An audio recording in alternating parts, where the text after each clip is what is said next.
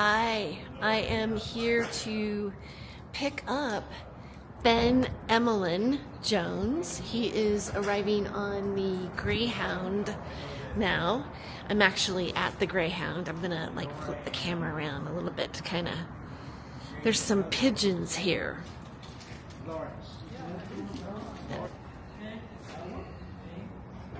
There it is. Yeah, there. Not all Here that. It comes. Here's the bus. It's gonna be on this bus.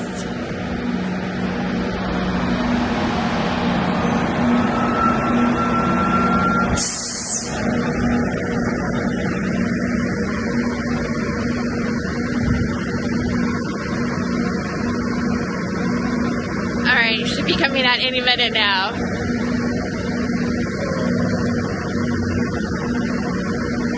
Here comes the door, it's opening.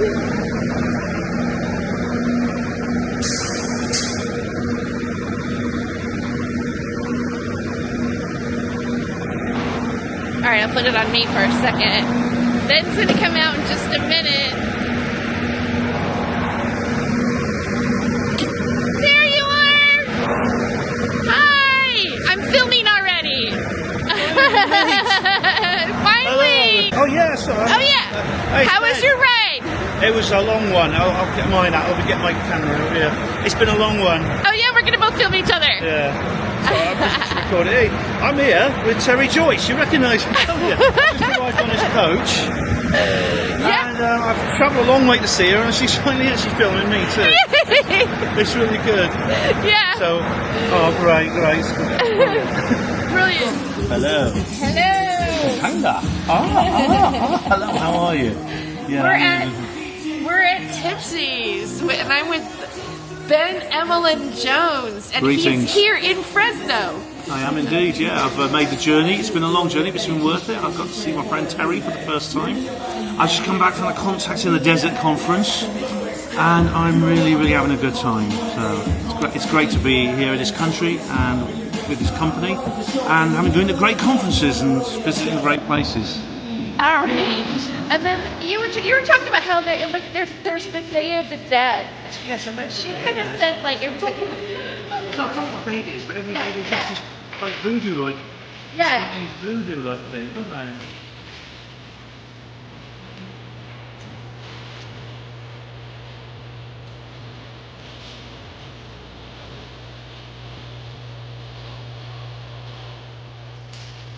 All right. Now we're rolling. Greetings, my name is Ben Emlyn Jones, and I'm here at Woodward Park in Fresno with the wonderful, the one and only, the unique Tere Joyce. And we're here to look at ducks and geese and enjoy the nice weather. Yeah, we are in Woodward Park, and I am with Ben Emlyn Jones, and this is our final day being here, and you know what? I think we should actually show a little bit of what people can see. I'm actually barefoot right now. I get out of nature and I'm like, oh no, I have to take my socks off. I mean, well, I didn't even have socks on. I have to take my shoes off, right? So, here's a little bit of what we got here. We've got, I guess I should put shoes on because now I'm going to walk into things, but we have geese here. And let's show them. We had a whole group of geese try to come and cross the street. It reminded me of the Beatles crossing the road, right? Yeah, this is the Abbey Road of the geese. But there was a whole load of them just strolling across the car in front of us, and we were sort of sitting there, and they were just completely oblivious, entitled Canada geese, just strolling very calmly across, not feeling the need to get out of the way. Obviously, we could have charged them, but then we could have hurt them, so we just stood there and just waited for them. And then we had to wrestle with the parking ticket, which the pay display parking ticket, which was a nightmare. It wouldn't work. So we're just de-stressing a little bit before we continue our journey around this lake. Perfect for the weather. Right. Ooh, Did I just? Oh, I just stepped in geese poop. That's lovely. And I'm not wearing shoes. Taking your shoes off. Ah, that's what you get when you like take your shoes off. You walk in geese poop. So I'm here with Ben Emlyn Jones, and we are at Woodward Park. There's a whole history of Woodward Park that this used to be a place where like the stoner kids hung out at, in which I never did, but it was a place that people went to. It's really built up. We have Shenshen, I think it's called Shenshen, Japanese Gardens, and so I've never been to it before, so I want to experience it. But this is one of the places that, I mean, this is like, like Fresno's known for being like dry, and here like we actually have there's Ben, a full-on lake out here, and a lot of events come out here. People take photographs out here, and then I'm going to come by and be at Ben and show Ben there. It's really nice here, actually. It's a lovely, peaceful place. Yeah, it's really nice. Yeah, we all need a little bit of peace. So what? Like, tell everybody like what we've been doing here. Well, we've been. Yesterday we went to a comedy club where Tere was performing, and it was really, really cool. And Tere's got the footage, so she'll show you. Hey, I am super happy to be here today. And, I went to the ATM before I got here, and I suggest that when it has the choice to do it in Spanish or English, I suggest you do it in Spanish. Because your account balance will look much better in pesos. It's like, I'm rich, I'm going to the chickens. I'm wearing my alumni t-shirt. I just graduated from Fresno State. Thank you very much. Yeah. I'm 62 years old. I went back to college and got a degree in digital journalism, and I graduated magna cum laude, which is really great. And but yeah, it's interesting going back to school when you're older, because you can I can, with my student ID, I can ride the bus for free and get a discount, senior citizen discount at Denny's. So it's like a win-win. Thank you very much. Yeah. But I'm an older woman, but sometimes when you're older, you're like, well, I maybe don't have as much game as I used to, but I still feel kind of pretty, like I might be attractive, because I was at Walmart the other day, and this guy, he was like smoking a cigarette, and he's looking at me and he goes, "You really don't look like a hooker." And I'm like, that's because I'm not. I give it up for free. I'm a big slut from way back. Any other sluts in the crowd, raise your hand. Yay! And you're on your first date. Score, dude. You're getting it tonight. Boom, boom, no. We're supposed to wait, though, right? Yeah. I think sex is kind of weird, right? I remember like the first time like I would be like making out with like early on in my sexuality, and this guy, he would say, he wants you to touch him. It's like he called it he, like it was a little person or something. And I like, this is really weird, but it can happen like over and over again, like 4 times a day, like he wants you. And I don't know about any other women out here. Like, I've never named my thing ever. Like, I never went, she wants you. My mother wants you. Give me a smoke, Oh, look, it's smoke rings.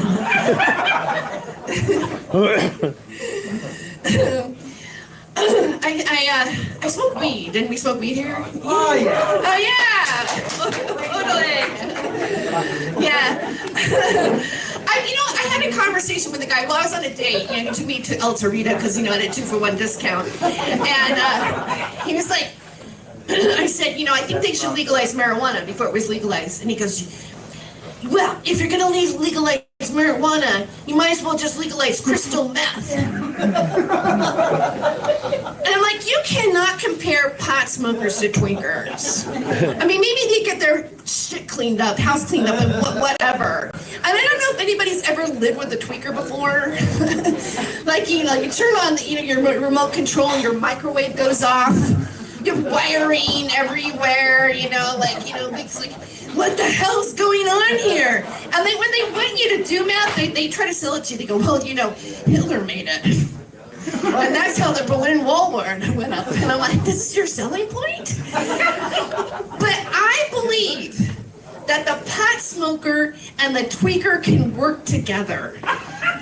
Because the pot smoker will think up stuff and the tweaker will execute it. This is how we build a perfect society. Yeah, but the tweaker will still the weed. The tweaker will steal the weed, right? Yeah, they can't be trusted. They'll smoke it and they won't know what to do with it. They won't even smoke it, they won't sell it, trade it for meth. Right, trade it for meth, right. Okay, that's a little bit TMI over here. I'm about to So this is your first date? Oh my God. You know what? I was sitting back here and I had that feeling. I go, they're on a first date, right? And like, I'm going to fuck with them now. No. So when you asked her out, like, how do you know him? How do you know this gentleman over here? Just met him online. You met him online? Ow! I know, I heard somebody go, holy shit. I don't trust online. You don't even know what's going to happen. And they want you to sometimes sext. Like, I had a friend of mine who took a picture of her cooch and sent it to her poor mom. She's like, oh my God, what is this? It's like the wrong person. But cyber sex can be really weird. And, I was online one time. And I want to tell you, I was online and I was on my computer. And I was like, oops. Ooh, this is familiar. Okay, I was like, hi, how are you? I want to lick your twat. Okay. How long is your tongue? Because I live in Clovis, California. And they're like, how big? Because they go right for the juggler. Like, how big are your jugs? The left one is 26 nearly B. The right one is 36 double D. When I'm on my period. Period. Do the drapes match the carpet? No. I'm smooth like Flipper. Smiley face. Are you horny now? Of course I'm horny. I'm Catholic. Are you touching yourself now? I'm like, okay, how do people type and touch at the same time? Like, what is the guy doing?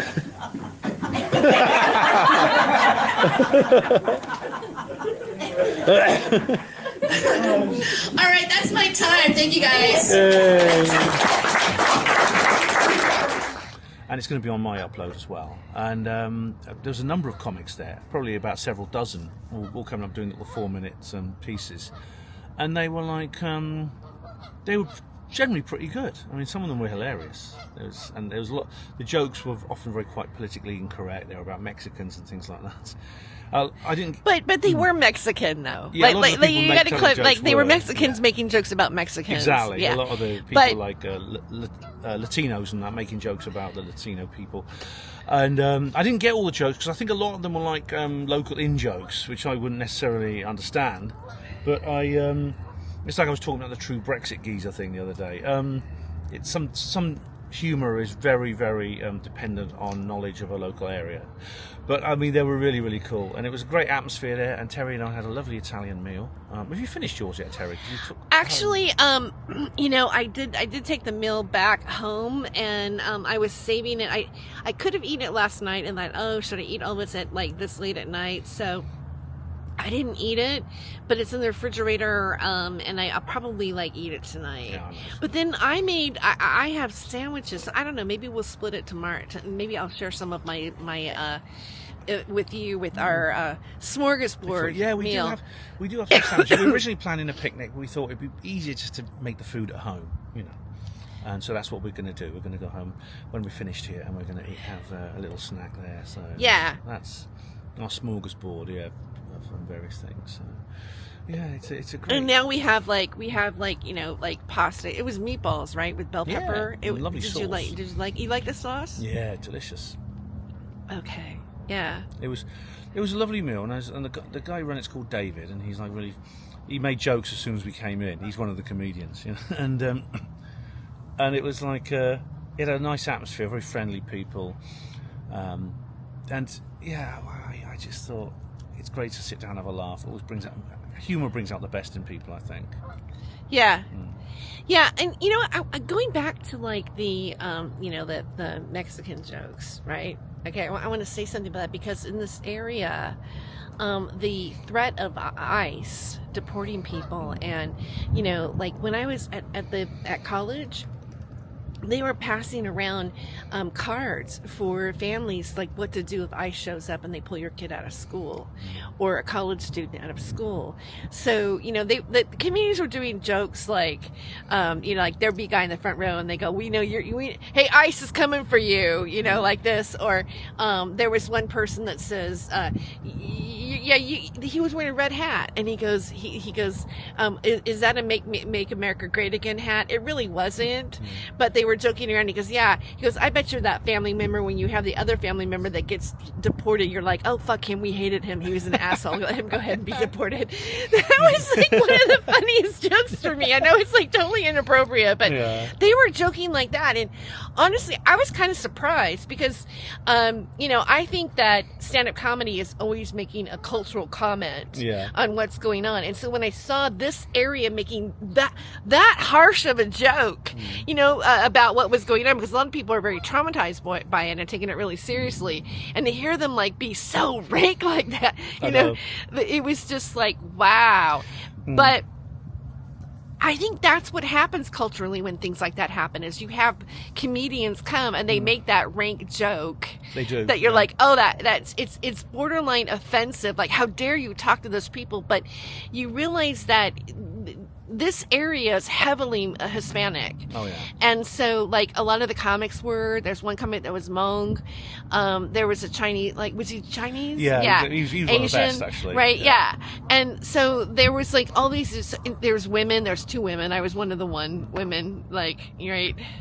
So. Yeah. I know what you mean. It's like, there was several like jokes you could call risque, because you know, this guy said, well, my friend came to LA and he said I'd love to see Mexico, so I just took him downtown, you know. And it's true, you know, I went to Los Angeles and I was surprised that like over 3/4 of the people were like Hispanic, and you hear spoken languages almost all Spanish, but and all the signs are bilingual and things like that. But you see, very often when horrible things in this world happen, humour is actually a way of dealing with it and coping with it. And I mean, for example, doctors have a very sick sense of humour. I mean, you actually see it in some patients' notes. Some of the patients in intensive care who are really ill, you might see the acronym TF Bundy. Do you know what that stands for? No. Totally fucked, but unfortunately not dead yet. Oh my God. It sounds horrible. And indeed, they've never ever say that to a patient's relatives. No, you know, you've never got. They'd never use that in front of a patient relatives. But when communicating among themselves, they make these kind of sick jokes, and it's a way of coping. If they didn't do that, they go nuts. And I think comedy serves that purpose. You know, the more dark the humour, the more cathartic it is. And there was one guy. I mean, I won't repeat the joke because you can't even say it on YouTube. One guy made a joke. He's a Jewish guy. He made a joke about Jews, which you can't even say on YouTube. But he's Jewish, you know. But here's the deal, though. I have to admit, I was kind of shocked by that joke. Like, there's a certain thing that happens in comedy, and you know, comics get in trouble for it. But I mean, there were some jokes that I was like, really borderline of like, are you making fun of disabled people? They were super freaking edgy. And for some reason the comedy club at the Chicos, right, is Clovis. First of all, you got to understand what Clovis, California is. Clovis, California is kind of like they have a rodeo there, all right? It's considered to be very farmer community, cowboy, has money also as well, and they probably will vote Republican. However, I'm just saying it. Like in Fresno, it's like this area is like touch and go. Yeah. Right. So yeah. I know what you mean. It's like there's left-wing humour and right-wing humour. I mean, and both were equally funny. I must admit. And I mean, there were jokes about disabled people. I mean, the guy who told the funniest disabled jokes was actually clearly a cerebral palsy sufferer. And he right. And he was actually one of the comics. He was actually very good. There was also a guy who made fun of deaf people. And I suppose, and there was a guy there was a white guy making fun out of white people, and no one laughed louder than me. It's like, I mean, I can laugh at these jokes even though they're offensive against my own race. Do you see what I mean? And I think that's the good thing about humor. Humor is almost like it's almost like it creates a sense of unity almost, and good nature. And it's a weird kind of paradox. But the darker the humour, right, the more that effect exists. Strangely enough. But there is like, okay, there is dark humor, and then there is like humor that some clubs won't accept. Some places, like what they were saying, it just depends on where you're at and what the audience is and whatever. But what I like about, and not every show had, because I've been in that club like a few times, and they've had a variety of comedians talking a variety of things, and I noticed a little bit of a difference with the comedians, that there was a lot of like joking and race jokes, and I feel that that's indicative to the tension that's actually really happening with us, especially here in the United States. And yes, California was originally the Mexicans owned this land before we were here. So the reason why Spanish is the second language is because, and I'm half Mexican, so this is like a lot of part of our culture. But if you are part of that culture, they can make jokes about themselves, but you can't be like not Mexican and then make Mexican jokes. I mean, it's a fine line. Like maybe, but you have to be some sort of minority in order to make fun of another minority. But if you're a white guy, you came in and you were just a total white guy and you said the jokes to what they said about themselves in the club and what was going on, you could probably get canceled. You may well. I mean, like I say, it depends on the room. I mean, some comedians. I've been to comedy clubs where there are very sort of like I suppose you say risque jokes about people of different colours, but I think it's because this one I went to was very working class, so there was not much sort of like rejection. Even the non-white people in the room didn't object, But again, it depends. You've got to read the room. But I mean, I do understand there's a difference between being who you are and the kind of jokes you tell according to conventional standards. So, for example, on TV in my country, the only comedians who like parody black people are black comedians like Lenny Henry, and he does it very well. His whole act is almost a parody of black people and black culture. And that's what kind of like what the Dave Chappelle show was originally. I mean, he was like, and he got criticized by other, like I think Bill Cosby criticized him and said, you know what, you're making black people look bad because you're showing the bad side of us. But in a way, that it's kind of what comedy is. I mean, comedy is not like being like perfection, and in many ways, do you know that stand-up comedy is an American art form? It actually originated here, and there's three things that America has actually, included in that we've created, not another country, is jazz music, the American musical, and stand-up comedy actually started in America and spread to other places in the world. That's true, actually, and it's. I mean, America has given other. This is not America's only gift to the world. The United States. Of course. But it's true. These things did originate. I didn't know that about stand-up comedy. I knew about jazz. It was an American phenomenon. But I mean, some of the best stand-up comics are actually American, and my favourite stand-up comedian is probably Bill Hicks, who was hilarious. Sadly, he died just when his career was taking off, which is very sad. At a very young age, I think he was 32 or 33. But he was just brilliant. I can still watch him today. He's side-splitting, and his observational skills and the way he comes across is just so good. And George Carlin is another one. Both Bill and George were very satirical, and I love satirical humour. That is humour that makes the kind of political point, and like a political satire. I love humour like that, and they were both very good at that. You know, great stand-up comics for that. You know, I suppose they had a more kind of middle-class base among their audience than most stand-up comics, which are in my country, it's primarily a working-class vice in my country. But Bill and George were more sort of like attracted a more middle-class audience. I think because they were more intellectual than most. You know, so very sadly missed. I think they're both gone. Well, yeah, and to be honest with you, Bill Hicks is one of my favorite comedians as well. Like, people go, well, who did you really like? And I said, you know, Bill Hicks, George Carlin, you know, and they would always come up with a lot of people because he was really saying something about the culture.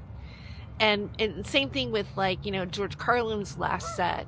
He was talking about, like, you know, the American dream, because you have to be asleep to believe it. That's why they call it the American dream, yeah. Right? Because you have to be asleep to believe it. Yeah. And, you know, one of the last shows that Bill Hicks did, and that guy, it's just a dream. Do you know? You know how it's just a ride. Yeah, it's just a ride. Oh, it's wonderful. Yeah, it's about his philosophy and his spirituality, because he was a very spiritual man. I mean, he was not religious, and he didn't believe in any organised religion. In fact, he mocked Christianity ruthlessly and hilariously.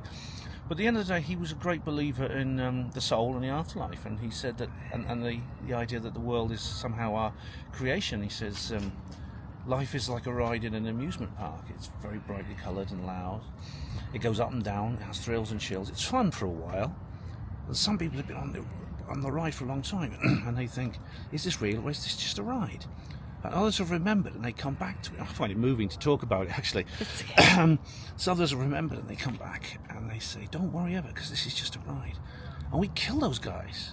We kill the good guys who tell us that, and we let the little demons run amok. But it doesn't matter, because it's just a ride, and we can change it any time in life. Like, it's just a choice between fear and love. And I just think that's just so wonderful, considering his demise at a young age, you know. It was just wonderful. Right, and that last feel line. The same way, don't you? I mean, I cry. Yeah. I also cried during that part, and you know. And he's a great believer in the spiritual value of certain drugs, and in fact, he has loads of jokes. Right? Yeah, absolutely. His weed jokes are great, and you know, like because you know, in America, okay, I still remember this joke. In America, we had this commercial where you would see like a fried egg go in the pan, and they go, "This is your brain," and they go, and then it would be frying. They go, "This is your brain on drugs," like your brain's like frying. And you know, a lot of comics had jokes about it, but he had it where, you know, he's like, you know, I used to do drugs, some drugs, you know, whatever. And he goes, I wake up in the morning and they go, the egg would be fried. I'm like, oh, look, it's brunch or it's breakfast, fry it up. You know, he's like, just. I'm paraphrasing, not saying exactly like him. You had his routine down more than I ever, you know, would. But I think, like, in its best form, comedy can, you know, really tell the truth. You know, like, what was it? That writer, Oscar Wilde. Yeah. You know, he said the only way to tell the truth and not get assassinated is to be funny. And you know, right. Mm. So the court jester could always make fun of the king, and yet, you know, underlying in comedy is an element of honesty in almost any joke, even if it's like exaggerated. But I really thought that Bill Hicks was quite prolific, and had a message to his comedy. And I always like wanted to do. I want to do that. I was like, to me, that's the ultimate, is to have something that not only like makes people laugh, but actually makes them, you know, think about something. I mean, I don't know if I don't consider myself to achieve that, but I do have some material about being in that dispensary in the raid and stuff like that. And I think that has a little bit of, or is trying to build that to have a little bit of a meaning. I don't know if I've accomplished it though. Oh well, I'm sure you'll think of some great comedy moments, even though it's a terrifying experience in your life and very upsetting. Right. But yeah, it's like I mean, Bill Hicks. Bill Hicks his. The good news is a lot of his material was filmed in the last couple of years of his life, and his short but career was recorded, and you can find these recordings everywhere. So I never discovered him until many years after he died, and he's no doubt he'll continue to attract new fans. And he said, and yeah, I mean he was. Talking about, I love it when he's talking about weed. His weed joke. He said, "I hear the government want to ban people from smoking weed and then driving, like it's alcohol. You must be joking. You must be joking. Why ban weed smokers from driving when you're on weed? I mean, everyone's only going along at 5 miles an hour." Oh, did I just fuck you? Oh, and I said, "Oh, there's a policeman. He's going to get my number." Yeah, he did the chassis number, things like that. And he said, "Oh, he was cool." I can't really do his credit, his routine, just by repeating it. But you can find some of them on YouTube. There's a really great documentary out there about Bill Hicks, and it was on Netflix for a while, and he had a friend that he grew up with that was up from the Seattle area, and they started doing stand-up comedy when they were like teenager, like 12 and 13 years old. It was their dream, and both of them did. And getting to like the Terence McKenna aspect of everything, he was a big proponent of mushrooms, and now there are different states that are working towards making that legal, and it's being used in psychotherapy. But he was always about that was about what expanded your mind, and of course that was something that Terence McKenna talked about, and so Bill Hicks was And there was a change of culture when it comes to the use of therapeutic drugs. The fact that some Class A drugs actually used in the right way, are beneficial. And one of the pioneers of this is a Hungarian guy called Stanislav Grof, who he actually practiced most of his career in the United States, actually. And he worked closely with a guy called Ken Wilber, who's a philosopher, a transpersonal psychologist and philosopher. But Rick Strassman is another great name in this field, and he actually did DMT experiments with people. Now, DMT is a Schedule 1 drug, and indeed there's an entire chapter in his book, DMT, the Spirit Molecule, which is simply about the hoops he had to jump through the medical regulators and the scientific, just simply to get permission to use this drug with consenting adult volunteers at the Albuquerque Medical Center, the research at the medical school there. And it's just like it's such a good thing. It appears that these substances, it's almost like many of them synthetic, like DMT is a natural substance. It exists in nature, but it can only be consumed orally when adding another substance. So in the Amazon jungle, for example, the native people there, they've discovered what they call a chacruna plant, which has a lot of DMT in it. But you no matter how much of it you eat, you could swallow a dozen of these leaves, they'll have no effect on you at all, because you have something in your stomach called monoamine oxidase, which destroys DMT on contact when it's digested. But you combine it with something else called the ayahuasca vine, the vine of souls, and that contains a monoamine oxidase inhibitor. So it stops your body temporarily from producing monoamine oxidase, which means you can actually digest the DMT properly, and that creates this brew called ayahuasca. I'm such an anorak. I remember all these details. I'm such a geek. And according to the Amazon Indians, people ask them, well, how did you do? How did you combine? There's 40,000 species of plants. The chances of you combining these two together are like, I think, 1 billion to 1, of getting the right combination by accident. And they said, the spirits told us how to do it. They said, do this and you'll be able to communicate with us more efficiently. And so it's almost like a form of spiritual technology. And people like Graham Hancock have studied it in great detail, and it's a really, really interesting thing. But it appears as if the divine, the God, if you want, is trying to find ways to reach us, and sometimes it is through these chemicals. Yeah, I mean, there's a belief that maybe it's like how Terence McKenna would put it. It's like it's like you take this mushroom or whatever, and it's like you get a new heart, like you upgraded into a new hard drive, and it would open up spots in your mind spiritually or enlightenment or on reality. I was thinking maybe we could walk a little bit over there while we talk. Yes, and sure. how about you want to like hold the camera? Yeah, sure. And if you'll always grab these things. You can even point it towards me if you want. I want to put my shoes on because I don't want to get Goose. Yeah, Terry has managed to get some goose droppings on her foot. Shower now.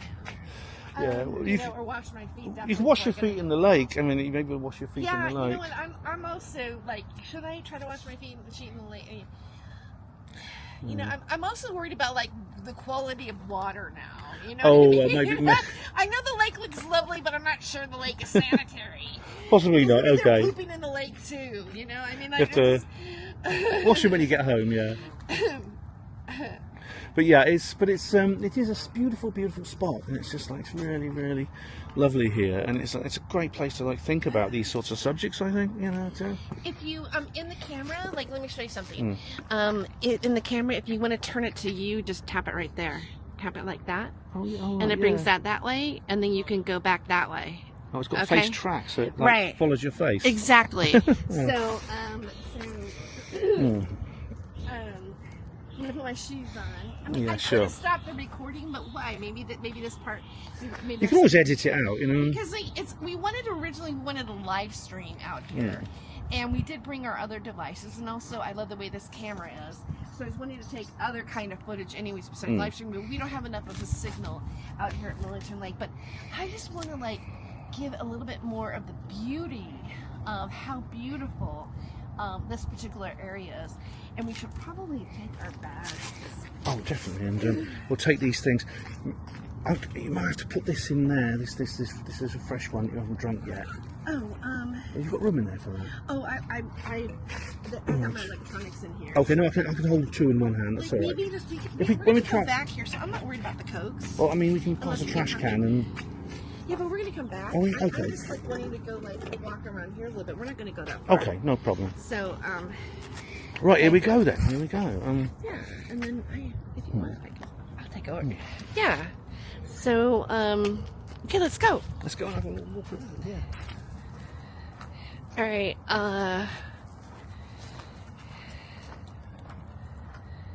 Isn't that beautiful? Look at that. They're quite curious, actually. When we were wrestling with the parking ticket dispenser, they were coming up and watching us. They were like really fascinated, and we had a captive audience. They were enraptured by us. Terry got some good photographs of one of them, which is good.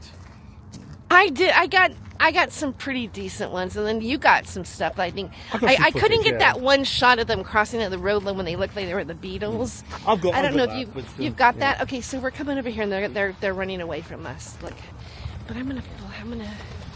Hey, we don't want to disturb you. We're just walking past. Geesies and duckies.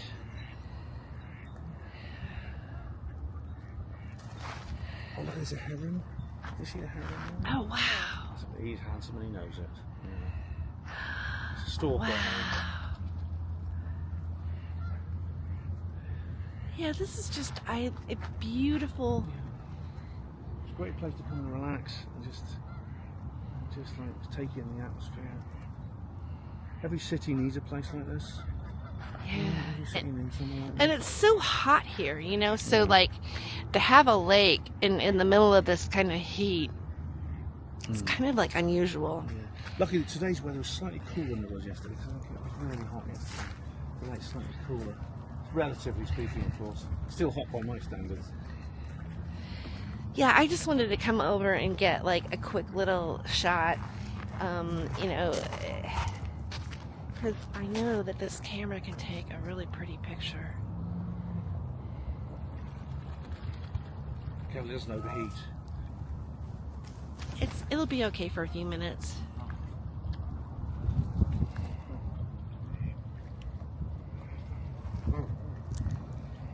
Yeah, but the thing of like filming out here in this heat is you got to be careful of your cameras. Yeah, that's why it's too long. If you keep it in the heat too long, they stop working. Too hot.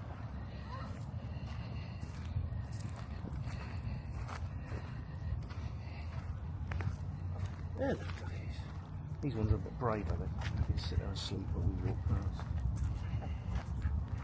There's like a white one. They must be used to people walking. Oh yeah, I mean, I like there's people here all the time, so I think that they have gotten used to people. I mean, like there's one that let me come up and like just photograph it so perfectly was amazing. So yeah, it's just really there's a bit of a breeze up now, which is nice. yeah. Well, so what else do you feel like you get? Like, what else have you observed in Fresno that you think? Oh well, there's some, it seems to have a nice atmosphere. It's different from Los Angeles. I mean, which is a bit of a weird place, really. I mean, Los Angeles is like this massive metropolis that seems to consist entirely of only two types of building. There are 100-foot tall skyscrapers or bungalows. There's like these islands of like giant tall skyscrapers in downtown, you know, near where the bus station is.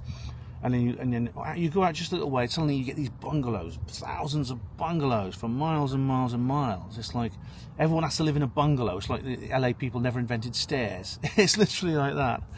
My friend Gareth lived in a bungalow, and I actually went to visit it because he died, and he lived in this. He's a Welshman, but he lived in this city for most of his life, and in LA. And so I went to find him, and I tried to find his grave as well, which I failed to do. But I mean, he may not have a grave because he was cremated, and it's possible they just scattered him. His family just scattered him. So, but I did try, and it was nice to try that. So I had to walk around Los Angeles, and I thought about that. Fresno's very different. Fresno's a smaller, kind of like quieter place, and it's people generally seem to be quite calm here.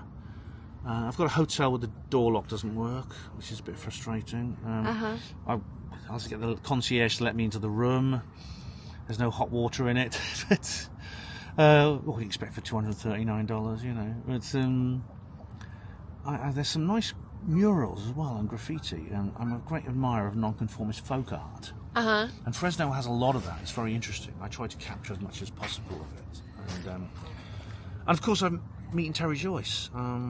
Who's someone I've known for a long time, online for I think 10 years or more. Has it been that long? Has it been that long? Maybe.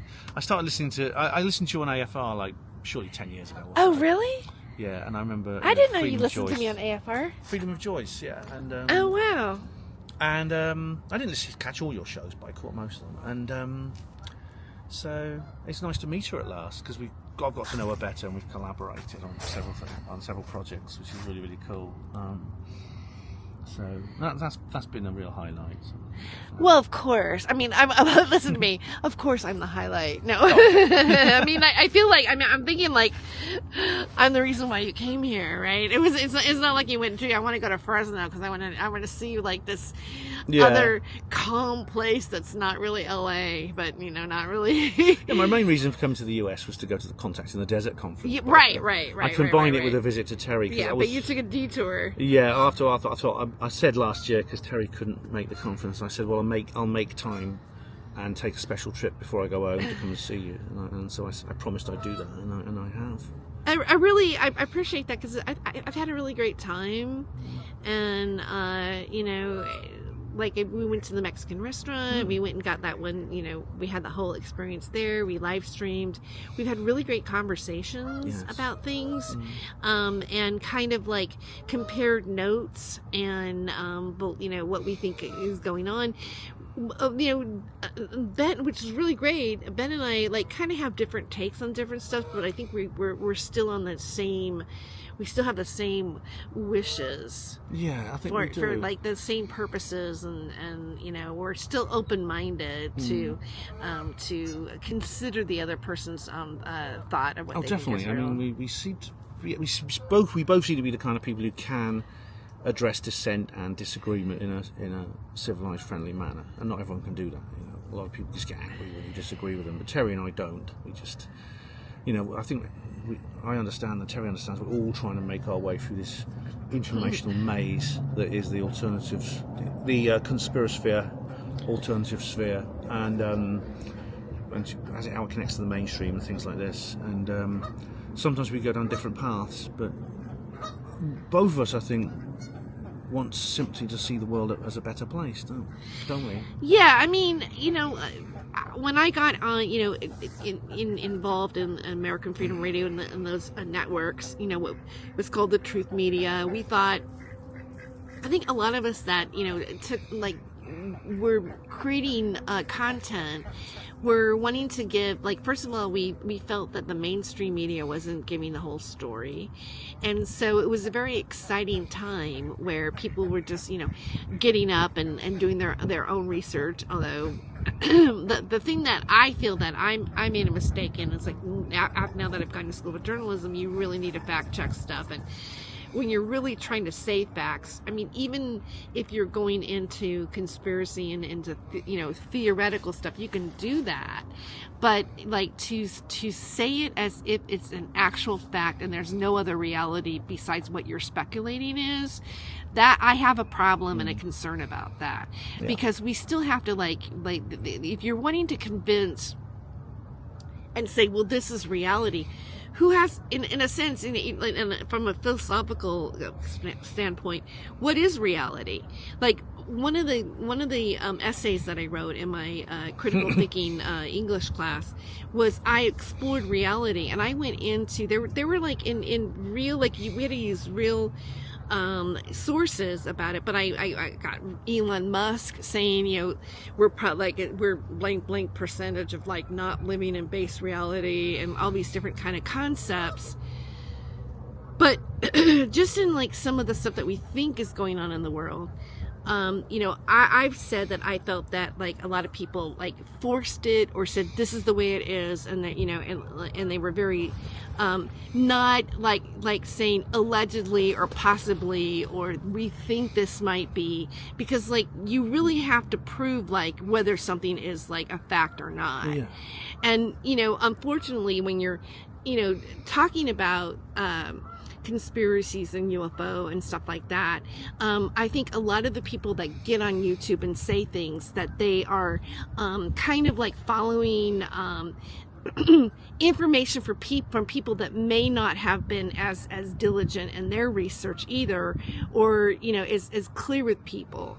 Yeah. And so that is as when being in that media, I started to question that, how I mean, because, and even the mainstream media isn't perfect either, but they're right. Okay, so but I think that I don't know, that's just my thing. Oh, look at the baby geese. Oh, they are little good. It's a mommy. Cute, aren't they? I don't want to scare them though.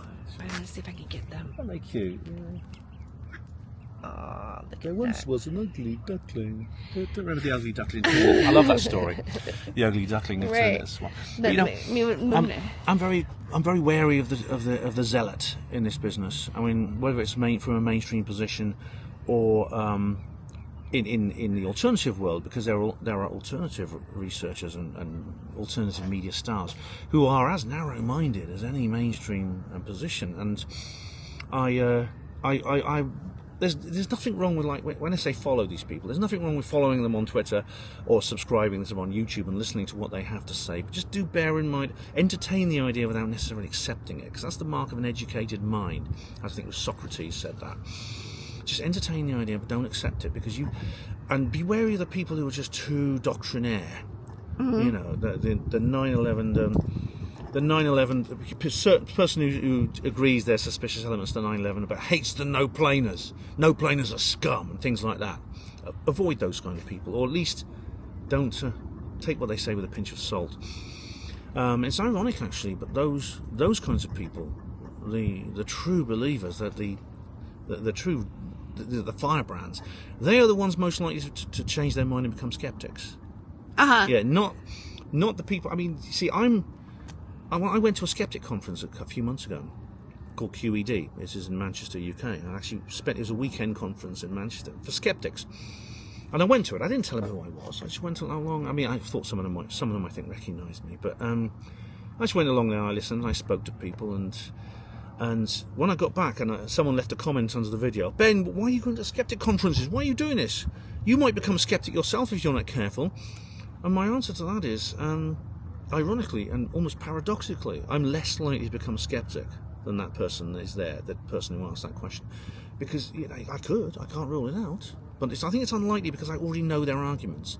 I've looked at both sides of this issue, and I have more tolerance for differing views, which means I think I'm more secure. I feel I'm more secure in what I actually do think is true. I don't know for certain. I'll change my mind if I have to. I have changed my mind about certain things. Do you remember when I was a Boris Johnson fan? Now I can't stand the guy because he betrayed us. He changed. He shows his true colours. And I mean, Trump. I think Donald Trump has not lived up to the expectation of many who supported him. I mean, since he's been back, he has not done what he's promised to do. And I think there's signs that he may also have been compromised, or maybe he always was. And the thing, as long as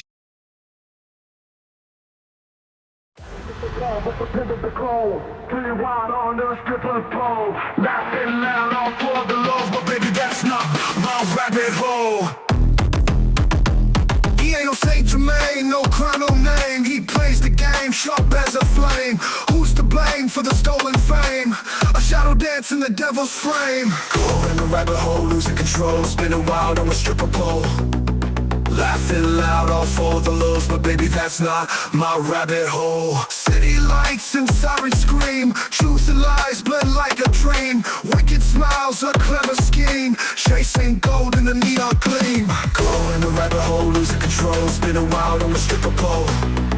Laughing loud all for the lows, but baby that's not my rabbit hole.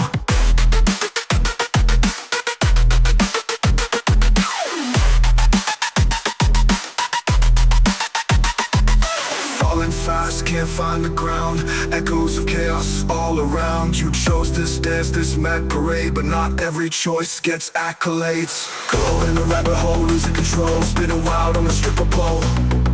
Laughing loud all for the lows, but baby that's not my rabbit hole.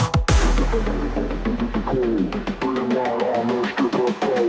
Laughing loud all for the lows, but baby that's not my rabbit hole.